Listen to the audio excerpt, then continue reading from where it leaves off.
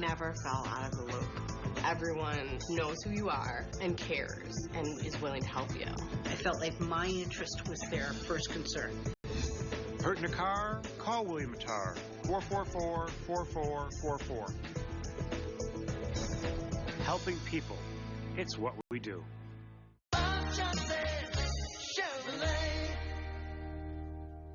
At Tim Hortons, get 2 breakfast sandwiches for $4, served on your choice of grilled bagel, biscuit, or English muffin. So you can mix and match, switch things up. It's really up to you. Tim's 2 for $4 breakfast sandwich deal at Tim Hortons Cafe and Bake Shop.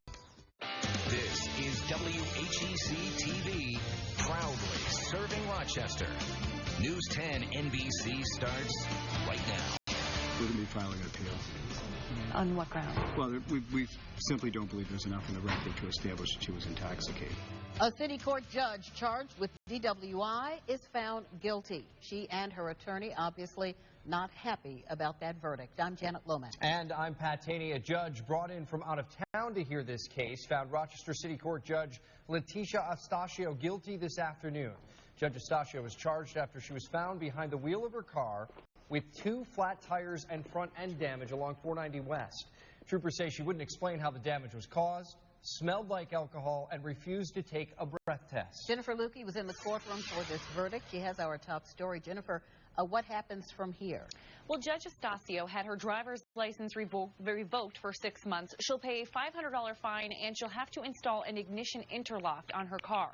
But the bigger question is what happens with her very public job now that she's been convicted. For the prosecution, the case was fairly run-of-the-mill. We approach this case as we would any other case, just like she's any other defendant. I'm sure there were people who wondered whether or not a judge would be convicted. And so I think that to the extent that that was any question, the system worked the way it's supposed to. The system that Judge Astacio has been sworn to uphold. We tried to speak with her after the verdict. Judge, any sort of comment about this? Nothing. No, nothing. I was directed to her defense attorney. When given the chance to speak in court, she said nothing. When given the chance to speak with us outside of court, she said nothing. Do you have anything to say to taxpayers on behalf of your client? Well, I'll hope that you continue paying your taxes. I don't know. How do I answer a question like that? He assumed I was asking about the lack of work the judge has been doing while waiting for this verdict, as she's been regulated to paperwork and has not been hearing cases. She's been here every day. She's been ready, willing, and able to work and to do her job, and it was a determination made by others and not Judge Astacio that basically has you asking me that question about the taxpayers. But that's not exactly where I was going with the question. She's an elected official, and she sees DWI cases every day in her courtroom. So how does she then go back to the bench now after having been convicted and say, I can fairly hear your case about DWI? Well, that's a legitimate question.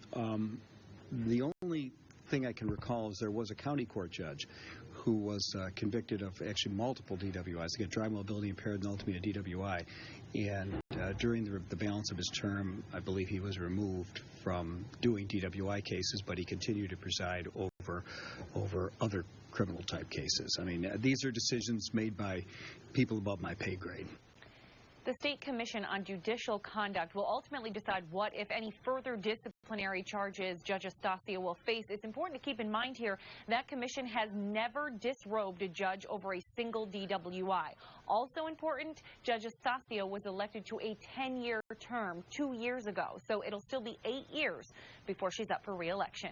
In the newsroom tonight, Jennifer Lukey, News 10 NBC. All right, Jennifer, thank you. Now to a developing story, a mystery in Rochester after a woman is found dead. Tonight, police calling that death suspicious. Officers found the woman inside her apartment on Shiloh Avenue near Thurston Road just before 11 this morning. Right now, they've not released her name because they're still trying to notify her family. We can tell you she's in her 50s. The City Police Department's Major Crimes Unit is investigating. Anyone with information is asked to call 911. New at 5, 2 13-year-olds missing tonight, and Monroe County Sheriff's deputies need your help finding them. We have photographs of the teens. This is Hannah Griffin of Rush Lima Road in Rush and Aiden Ladd of Price Road in Livonia. Both teens reported missing this morning from their homes. Deputies believe the two are together. They say the young girl was wearing a gray sweats, a hooded sweatshirt. off, then back on. Yep, thank you. Money collected for Lollipop Farm stolen from a local business happened early in the morning last Monday at Eagle Cleaners in Panorama Plaza in Penfield. The manager shared this surveillance photo of the suspect on Facebook. New at 5. Brett Davidson spoke to the store manager about what happened. Brett.